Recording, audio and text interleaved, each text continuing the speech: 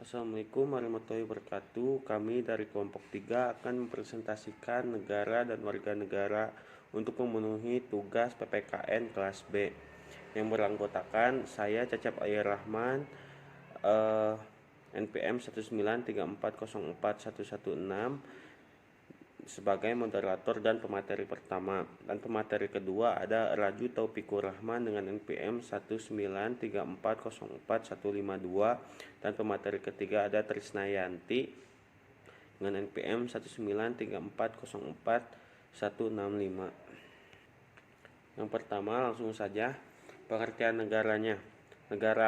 Pengertian negara dalam bahasa Perancis dikenal dengan state atau etat dari Perancis dan state dari Belanda. Penyebutan negara dalam beberapa istilah tersebut bermula dari bahasa Latin, yakni kata status atau statum, yang berarti suatu keadaan atau segala sesuatu yang bersifat tegak, tetap, dan sesuai dan penempatannya. Lalu teori terbentuknya negara. Yang pertama, teori perjanjian masyarakat. Yang kedua, teori ketuhanan. Yang ketiga, teori kekuatan. Yang keempat, teori organis. Yang kelima, teori historis. Yang selanjutnya adalah unsur-unsur terbentuknya negara. Negara memiliki unsur-unsur yang tidak dimiliki oleh organisasi-organisasi apapun yang ada di dalam struktur masyarakat. Secara universal, unsur-unsur untuk terbentuknya sebuah negara dibedakan dalam dua unsur, yaitu unsur yang bersifat konstitutif dan deklaratif. Unsur konstitutif adalah unsur yang mutlak atau wajib terpenuhi ketika sebuah negara didirikan atau dibentuk. Adapun unsur deklaratif hanya sebagai bentuk penerangan adanya sebuah negara. Unsur-unsur terbentuknya sebuah negara. Yang pertama ada rakyat. Salah satu unsur yang harus dipenuhi dalam terbentuknya negara adalah rakyat. Negara sebagai sebuah organisasi resmi harusnya memiliki anggota organisasi yang di dalamnya terdiri atas orang-orang yang ikut terlibat dalam kegiatan bernegara yang diberi nama warga negara. Yang kedua yaitu wilayah, merupakan bagian dari muka bumi yang dijadikan tempat untuk melaksanakan roda organisasi negara oleh warga negara. Di dalam wilayah itulah yang terdiri dari darat, laut, dan udara. Negara dapat melaksanakan kegiatan dari segala aspek kehidupan, baik kehidupan berbangsa maupun kehidupan bernegara, sesuai prinsip kedaulatan yang dimilikinya. Yang selanjutnya adalah pemerintahan. Pemerintahan di sini diartikan sebagai pemerintahan yang memiliki kedaulatan, baik kedaulatan ke dalam maupun kedaulatan keluar, untuk melaksanakan tugas dan wewenangnya dalam mengatur kepentingan warga negara dan tujuan negara. Pemerintah sangat diperlukan dalam berdirinya sebuah negara. Yang selanjutnya adalah bentuk negara. Negara yang pertama ada negara kesatuan. Negara kesatuan adalah negara yang susunannya bersifat tunggal atau negara yang tidak terdiri atas negara-negara bagian. Dan bentuk negara selanjutnya akan dipresentasikan oleh Raju Taufikur Rahman. Bentuk negara. Bentuk negara terdiri atas dua bagian. Yang pertama, negara kesatuan. Negara kesatuan adalah negara yang susunannya bersifat tunggal atau negara yang tidak terdiri atas negara-negara bagian. Dalam negara kesatuan hanya terdapat satu pemerintahan pusat sebagai pemegang kekuasaan tertinggi dalam pemerintahan negara. Negara kesatuan disebut juga sebagai negara unitaris. Yang kedua, negara serikat atau federal. Negara serikat atau federal merupakan negara yang di dalamnya terdiri atas beberapa negara bagian. Negara serikat memiliki konsep dasar, yaitu adanya pembagian kekuasaan dan kewenangan antara pemerintahan negara serikat dengan Uni Federasi. Warga negara Indonesia. Negara Republik Indonesia memiliki konsep yang sangat jelas dalam penentuan warga negara. Konstitusi Indonesia menegaskan secara jelas yang disebut sebagai warga negara Indonesia adalah orang-orang bangsa Indonesia asli dan orang-orang bangsa lain yang disahkan oleh undang-undang sebagai warga negara. Pasal 26 ayat 1 Undang-Undang Dasar Negara Republik Indonesia tahun 1945. Syarat-syarat dan permohonan menjadi warga negara Indonesia. Bagian penjelasan umum Undang-Undang Nomor 62 Tahun 1958 dijelaskan ada 7 yang dapat ditempuh untuk memperoleh kewarganegaraan Indonesia, yaitu kelahiran. Artinya garis kewarganegaraan, orang tuanya menentukan status kewarganegaraan anak dan keturunannya. Pengangkatan, sebagai hal yang sudah lazim di Indonesia, sah tidaknya dalam hal pengangkatan anak ditentukan sesuai aturan hukum yang mengangkat anak. Warga negara Indonesia. Negara Republik Indonesia memiliki konsep yang sangat jelas dalam penentuan warga negara. Konstitusi Indonesia menegaskan secara jelas yang disebut sebagai warga negara Indonesia adalah orang-orang bangsa Indonesia asli dan orang-orang bangsa lain yang disahkan oleh undang-undang sebagai warga negara. Pasal 26 ayat 1 Undang-Undang Dasar Negara Republik Indonesia tahun 1945. Syarat-syarat dan permohonan menjadi warga negara Indonesia.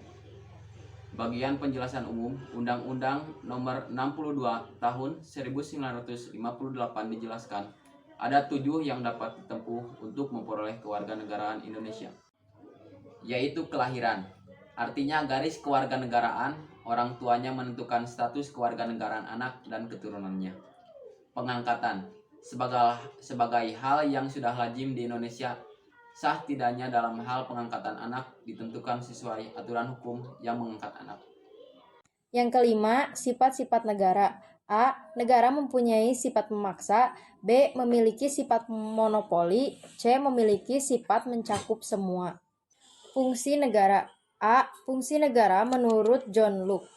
John Locke menjelaskan bahwa negara memiliki 3 fungsi, yaitu fungsi legislatif, artinya negara berfungsi untuk membuat dan menetapkan peraturan. Fungsi eksekutif, artinya negara berfungsi untuk melaksanakan peraturan. Fungsi federatif, artinya negara berfungsi untuk melaksanakan urusan luar negeri, perang, serta damai. B. Fungsi menurut Montesquieu.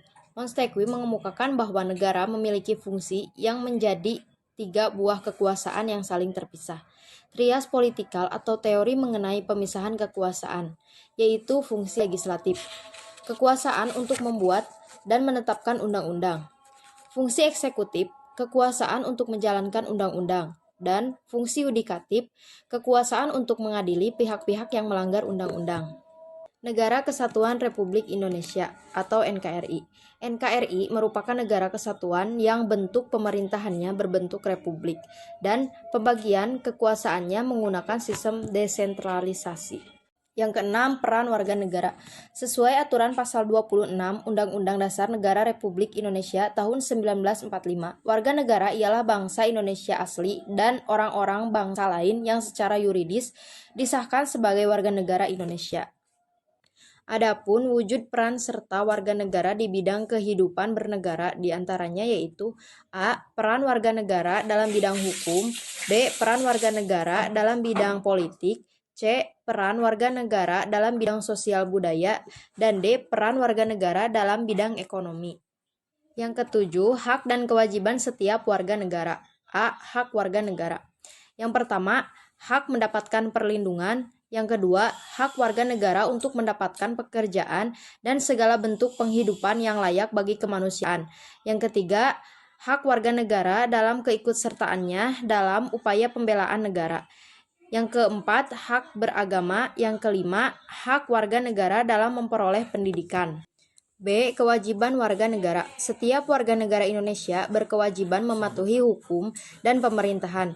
Kewajiban warga negara tersebut secara jelas tercantum dalam pasal 27 ayat 1 Undang-Undang Dasar Negara Republik Indonesia tahun 1945 bahwa segala warga negara Indonesia bersamaan kedudukannya dalam hukum dan pemerintahan serta wajib menjunjung hukum dan pemerintahan itu tanpa kecuali.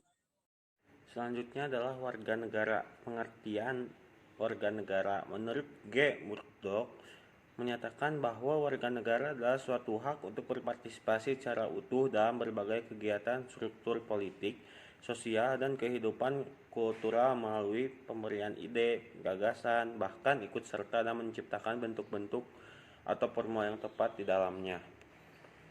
Ketentuan pasal 26 ayat 1 Undang-Undang Dasar Negara Republik Indonesia tahun 1945 menegaskan bahwa warga negara Indonesia adalah orang-orang bangsa Indonesia asli dan orang-orang bangsa lain atau asing yang disahkan dan ditetapkan dengan undang-undang sebagai warga negara Indonesia.